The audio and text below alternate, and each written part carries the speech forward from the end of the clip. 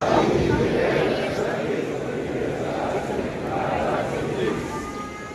aware of my duties and responsibilities as member of the Bureau of Jail Management and Technology, do hereby solemnly swear that I will faithfully and conscientiously abide with the code of conduct and ethical standards of the service, give example of the faithful observance and respect for law.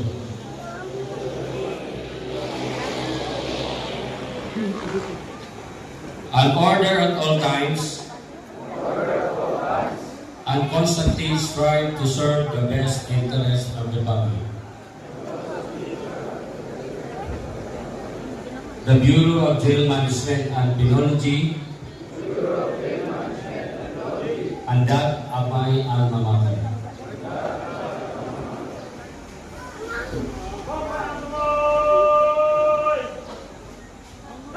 Thank you, sir. Please be seated.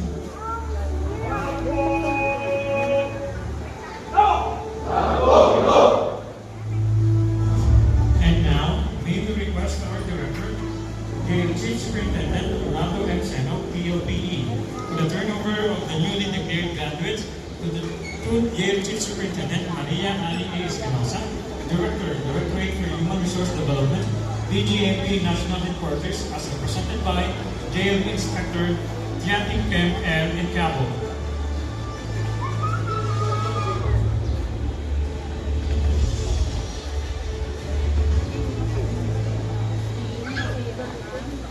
At this juncture, I hereby turn over the 300 strong men and women graduate of JBRC Class 2025-06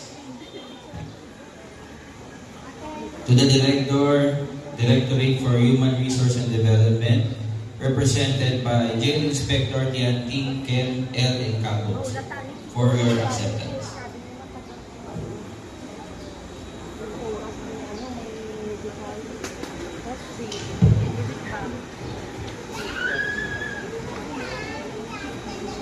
By the authority vested upon me as representative of the Director for Human Resource Development, I hereby accept the 300 graduates of J Basic Recruit Course Class 2025-06 effective this day, January 19, 2026.